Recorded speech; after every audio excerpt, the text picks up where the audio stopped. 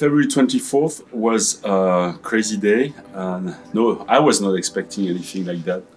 And I was in total shock, like a lot of people. So we started to work on a program to help brothers and sisters from Ukraine to come and move to our churches in Western Europe, all of Europe actually. And Justine in Berlin did an amazing job placing the families in Germany and in European churches. I also decided to take the responsibility to Ukrainian families move in Geneva and other cities.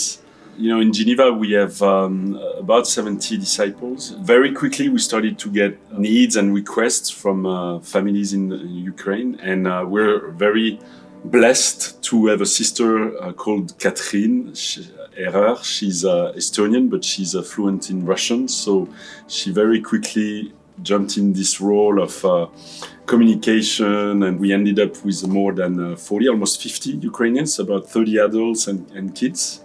Feel united despite the language issue, because a lot of them don't speak English or French. When we talk to the hosting families, houses, we ask them to really commit for long term, a year, 2 years, because we don't know what's going to happen. So what's been also amazing is a lot of neighbors, non-Christian neighbors, they asked to help and also provide housing. But they said, we know your church, we want to have disciples from your church in Ukraine. We knew that it's going to be also a challenge to take care of them in many areas, of course, physical needs, feed them and everything, but also emotional and spiritual needs, because they go through such a difficult time. We have to help them register in the different government agencies to get a work permit and money and everything. It's been quite intense, but really great. We're so happy we can do that.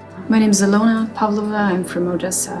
My husband and my older son are still in Odessa, and me and my younger son, we ended up in Geneva, which I'm happy and grateful to God about that. We left the country in the first week of war, and we went to Moldova first to the Hope Worldwide Center, which Sean Wooten organized with the Revive team. We were there for some time, and then we were given the advice to leave and move further to European churches, obviously because there were many more people coming. The main need for us was to be with the church somewhere, and this is a big blessing. We wanted to also move with little groups to not be left alone somewhere, because in this horrible time we need each other. So we decided to move to Geneva. We got in touch with Thierry and we asked if we can come, if there's place for us, and they were happy to welcome us. So it's been such a huge blessing to see their hearts of disciples, hearts of Thierry and Isabella, who lead and take care of the church and of a huge Ukrainian group, because you can imagine the church of 70 is taking care of the church of 50, now the group of 50, which is to me it's above understanding how it's possible. We feel God's love poured in us immensely through them. It's hard to be separated from the family. I've been married for 22 years with my husband. We serve in church for 27 years now. And it's just heartbreaking because, and Thierry read a passage if you give a glass of water to someone, you give it to me. That's what we do for Jesus. And I'm only sorry for the people who do not know God and don't know church, because I do not know how they are going through this time. So our one of the focus is also to bring them to church too, and be useful to Geneva as much as we can, to not be a burden, but also be a blessing. And I hope. I'm very thankful for Hope and EMS and all those who are not, necessarily being in a position to host Ukrainians, but able to give and sacrifice.